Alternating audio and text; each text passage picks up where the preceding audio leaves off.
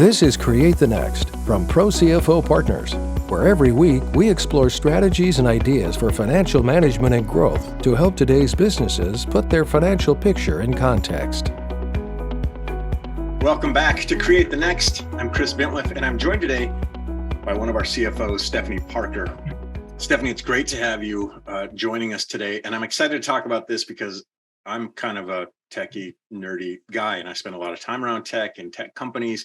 And I'm really interested in your insights on startup culture, startup sort of environment right now in this unique space that we're in, maybe where technology is finding its space with some of the challenges we're facing right now with supply chain, with inflation, with all the things that have come and gone in the last couple of years. So welcome to the show. And I think my first kind of question for you is, just kind of what are you seeing right now from where tech has been to where tech is now, to where tech is going as an industry, and even as a force that impacts us all, both as in business and as consumers? Well, thanks for having me, Chris. The evolution of tech is certainly an interesting product. Technology, I feel like, used to be based upon, if you were talking about tech to a CTO or a CIO, it would be based upon like outages, backing up the data, redundancy, what went down, how do we fix it? And now it's evolved to speed and security and usability, how to prevent latency, slowdowns. We've kind of figured out the architecture and what works and how to prevent major outages and loss of data. And now it's about how fast can I get it? Is it secure? Is it helpful? For example, when I started at Motorola, I'm not going to say how many years ago, I had a box on my desk that was cabled to an AS400 mainframe inside the building, right? I would run a report, hit send, 20 minutes later, I could go pick it up. Could you imagine like working like the fresh outs of college working in that environment, because we want it and we want it now. And sometimes it's really critical, important that we have it at the moment we have it and that it's helpful. You know, it's interesting. There's almost a catch-22 or chicken and egg kind of thing where I love what you talked about before. We were in this phase of almost survival with technology. It was, you know, as you pointed out, is everything up? What are we dealing with as far as uptime? Are things breaking? And as we figured that out, we've evolved to what then would have been conveniences, but now are, as you point out, matters of a new survival, because consumers have an expectation or users have an expectation, and one experience feeds another. If it's really easy for me to use my phone in this way, why can't I use the corporate intranet in this way? And if it's really easy for me to read my emails here, why is it such a hassle to get it there? Do you feel like that is shaping a new sort of, I guess, I hate the word paradigm, but a new approach or paradigm in how companies are looking at technology? Is it more user-centric in the ways of driving behaviors or in the ways of accommodating expectations? I think it's a little bit of both, actually. I mean, kids right now can go to college and get a 4-year degree in user experience, which is really an interesting up and coming item. Like if you are a payroll person sitting at a desk, what is your user experience? Are we giving you the tools that you need to be successful? Is it all in one place so you don't have to go searching for it? Is it readily available? How fast can we get you to do your job and still like have you do something meaningful in the 8 hours you're sitting at your desk? It's totally changed. And I think that, you know, where architecture used to drive a lot of technology, and believe me, it still does, because without that, you know, we're all kind of dead in the water. I feel like that piece has been figured out, and now it's a lot more application and software driven. And, you know, I've got a daughter who's 14 years old, interested in technology, and I remind her again and again, whatever job you're going to have first does not exist yet. And so there's this idea of, I guess, getting comfortable with technology with a capital T, but where it's going and where it's headed. I mean, a year from now, we might all be wearing goggles, you know, and we'll be entering virtual reality in a way that 15 years ago, none of us were carrying around these glass and steel bricks, and it's changed everything that we do. What do you think, and we're talking about hardware in that sense, but what do you think is, if I'm a technology company, that runs the gamut. I could be a small, software as a service kind of startup with two of us. I could be, at scale, enterprise, solving problems for global organizations. I could be software development. I could be all kinds of things. But are there some through points there, or some common threads that you see as challenges, modern challenges for those growing technology companies? Yes, absolutely. I feel like growth from small to mid-size is a big hurdle for a lot of companies and requires some very competent financial planning. Firstly, in a typical startup, like from my side of things, you have one accountant or one finance person doing everything. So they have to be transactional as well as forward thinking with planning and helping everybody out. Knowing the right time to bring in outsourced expertise such as payroll, benefits coordination, bookkeeping help. A lot of people don't have the budget to do that at first, but those are some of the first things that you should be outsourced, because not only is it a liability if you're doing it all in-house, it's pretty cheap and cost effective to outsource that.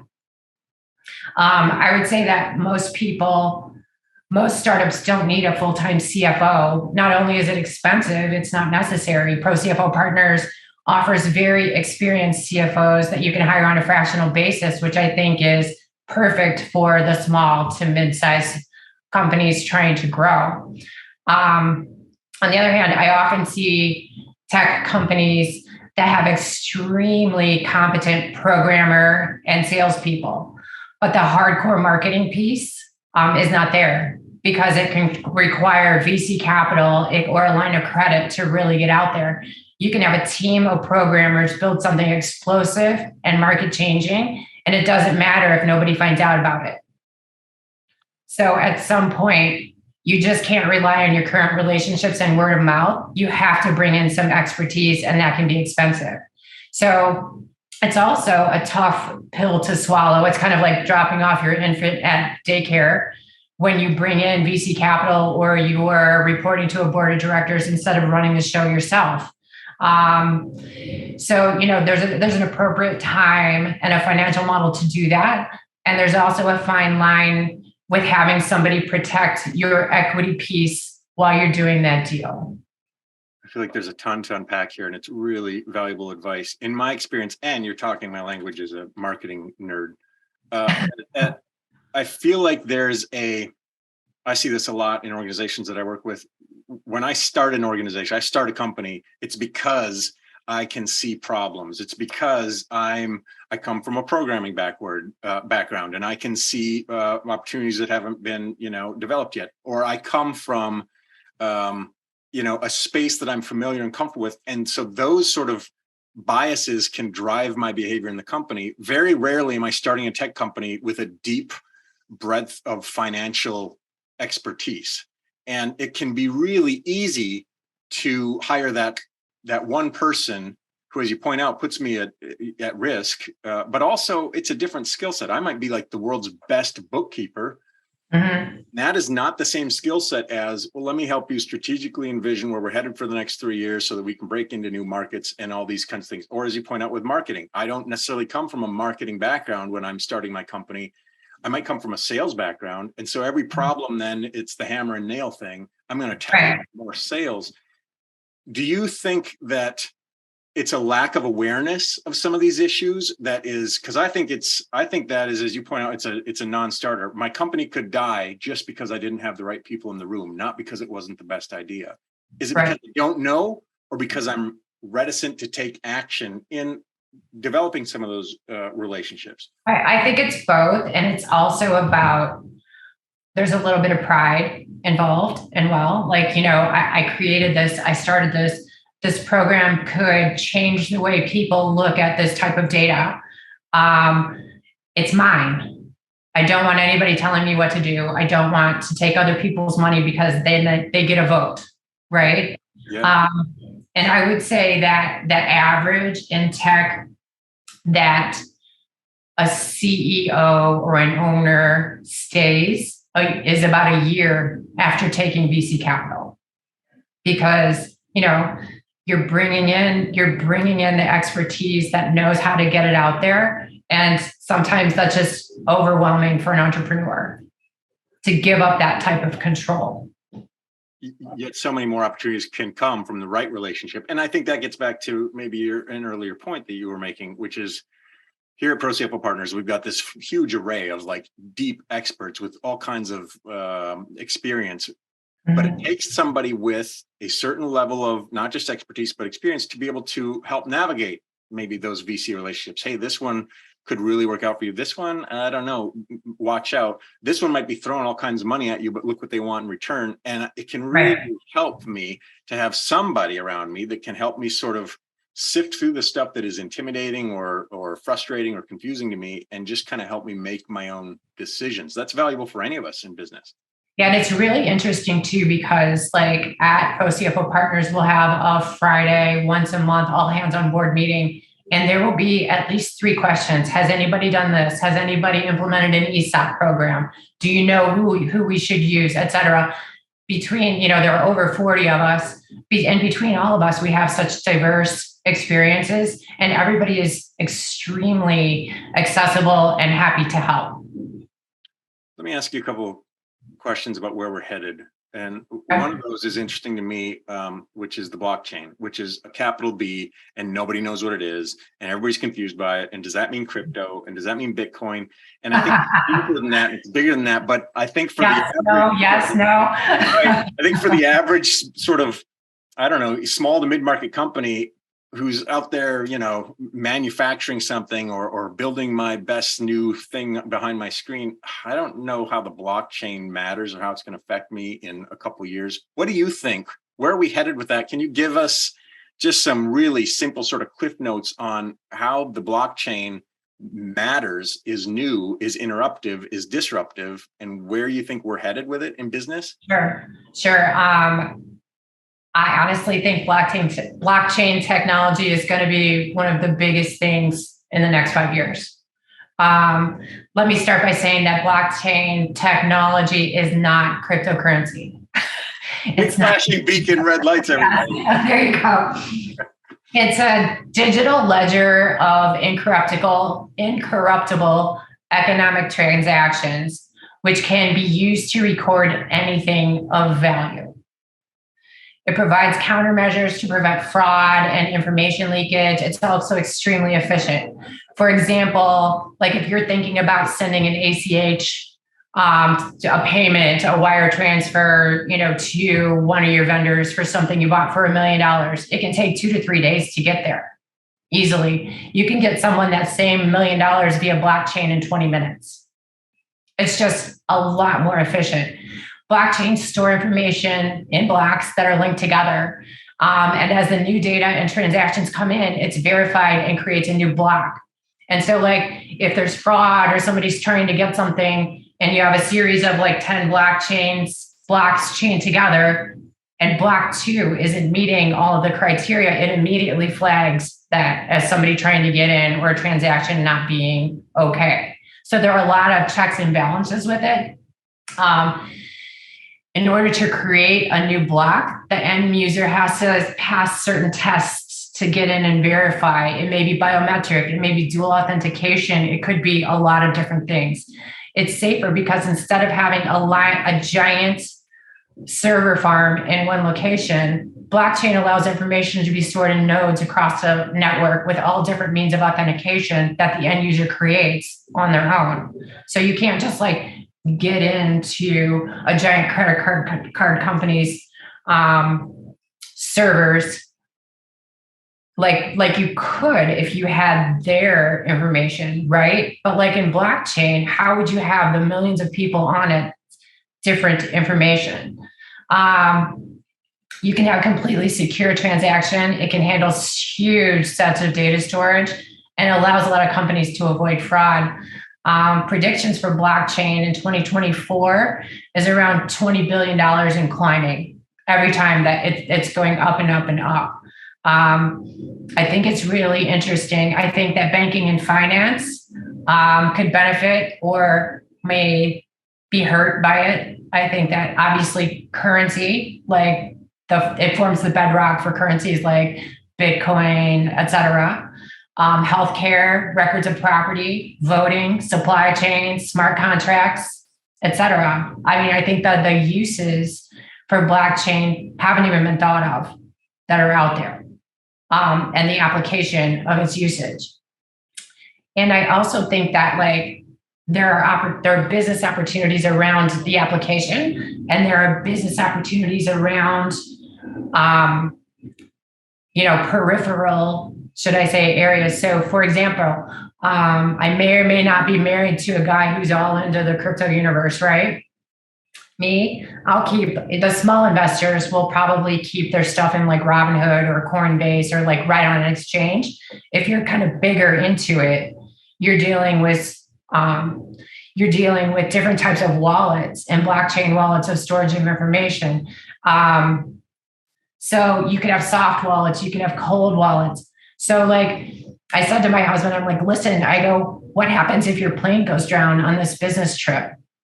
And I don't have any access to what you're in, like, which is like literally like 10 or 11 different places and all these different methods of storage. And he goes, I don't know. So there's like investment planning or estate planning that hasn't been done around some of this technology. So like what happens if this plane went down and I didn't know where to look for it or how to get into it? It just goes away. It gets sucked back up into the metaverse.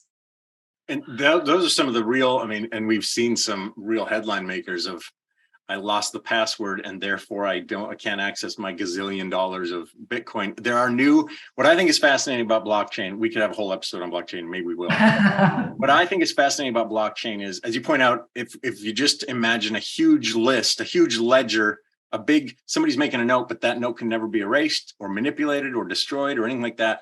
I feel like, as you pointed out, there are new efficiencies to be gained from that sort of expediency that we don't even know how to. It's like passwords, which are going, we're figuring out ways to stop using them, but we digitalists who've been using passwords for 20 years don't understand how we would not use passwords or biometrics or whatever. Blockchain is going to inform that. It's going to inform how we communicate. And we don't know necessarily, I think, tell me if you agree, how that will impact us yet as businesses. And we also we're not there yet because things need to be transparent to us. If we need to be able to use the blockchain without understanding the blockchain. We need to be able to tap two buttons and it's there, or I got my money, as you pointed out, and I don't need to think about how it worked. And right now, for me to appreciate it, I kind of need to be nerdy about it and dig in and know what's going on. But it's a little bit like anything. For me to prepare for it, I should surround myself with some people who know how to communicate with me about it. Right. Well, I think it's interesting too, because like, if you think about like banking, 15 years ago, we went to the bank, we wrote checks, we used our debit cards, everything was great, right? And then we kind of evolved into Fintech, right? Or finance technology, which was like, PayPal, Venmo, et cetera. And now we've got Fintech being a little threatened by blockchain. And some of the Fintechs are actually starting to utilize the technology because it's faster, it's more secure, et cetera. It's interesting stuff. Let me ask you another sort of trend that I'm seeing and I don't know, get your position on it. One is subscription-based everything. Mm-hmm. So many companies, even services, not just digital or technology, but are offering what used to be, buy it for $300 is now buy it for $90 a year or $12 a month. And I think that idea of subscriptions is also carrying over into a larger sense of how do I license what I'm doing so that others, other organizations, other companies, other agencies can, I guess, propagate what I'm doing. Do you see this as a trend? What's your sensibility about either of those trends, both licensing and sort of the subscription model? There are multiple ways to sell software. I would say the old way was called perpetual licensing, where a software vendor sells a product for a one-time fee, where the purchaser uses the product indefinitely, where the developer will maintain the product with minor updates, right? It's kind of going away. Licensing then evolved to, SaaS. software as a service-based licensing, where a client pays a monthly fee to use the licenses. For example, 10K, a 10,000 node network can use the software for this monthly fee. And this made sense from like a CFO standpoint because you can fully write off the expense in the month that's incurred. So we like that instead of like depreciating software, et cetera. The newer trend where customers are looking for consumption-based software licensing fees, which is more of a pay-as-you-go model. This is attractive from a financial standpoint from the consumer, because as financial people, we want to allocate costs and create a chargeback model to certain departments for budgeting and performance analysis. And we certainly don't want to pay for anything we don't utilize. Consumption-based licensing is not extremely attractive for the company who's selling the technology or software. Its unknowns around how much they'll use presents lumpy, unpredictable revenue. Lumpy sounds gross, but it is what it is. Yeah. It's hard to plan infrastructure and capacity around, and it's extremely hard to forecast, hard to bill, et cetera. Everything about it's harder. The potential purchaser really needs to do a cost-benefit analysis when comparing consumption-based licensing, which sounds great, with a SaaS-based licensing model, because the companies right now selling consumption-based licensing, it's often 33 to 75% more than if you actually know your licensing into a SaaS-based licensing contract. And I think it requires a level of analytics and an understanding of the performance of your organization so that you even understand how to price for, as you point out, it's lumpy. How you even price for consumption. What are the averages? What are the people? How do people use it? In what ways? What times? What seasons? What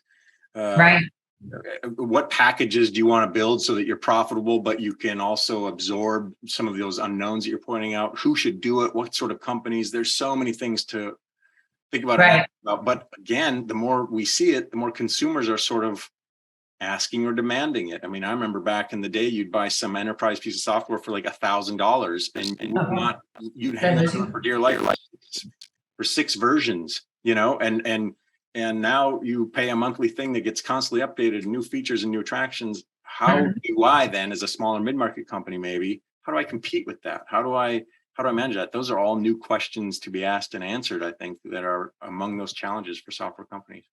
I 100% agree with that. The consumption-based technologies with the bigs, like the big guys, are definitely priced at a premium to hedge all of the unknowns. But I think you really have to dig in to all the data analytics of who's going to be the user, what do we think, and come up with some really good numbers to implement a pricing model that's profitable for you, but also attractive to the end user, because a lot of them can't afford what the bigs are charging. Stephanie Parker from ProCFO Partners, just a deep wealth of expert insight on technology and technology companies. I can't wait to have you back, because this is a sweet spot for me and we can nerd out about all kinds of aspects of it. I think the takeaway for me in our conversation today is, one, I have to make sure that I'm surrounded by people who can help me grow and not just solve a small problem, not just tick off a task. But there's so much for me to be thinking about as technology changes and as technology organizations change, that if I'm in that space, I have to be able to calibrate with the level of expertise that my competitors and my consumers are expecting me to, in order for me to survive. And I think, Stephanie, you've really laid out some interesting ways for us to think about that, from the fractional point of view, but also just sort of our own, insights or wisdom. Thank you. Thanks for watching, and a special thanks to our subscribers. Consider becoming one today. Visit ProCFOPartners.com for more strategies and ideas for financial management and growth to help you put your business's financial picture in context.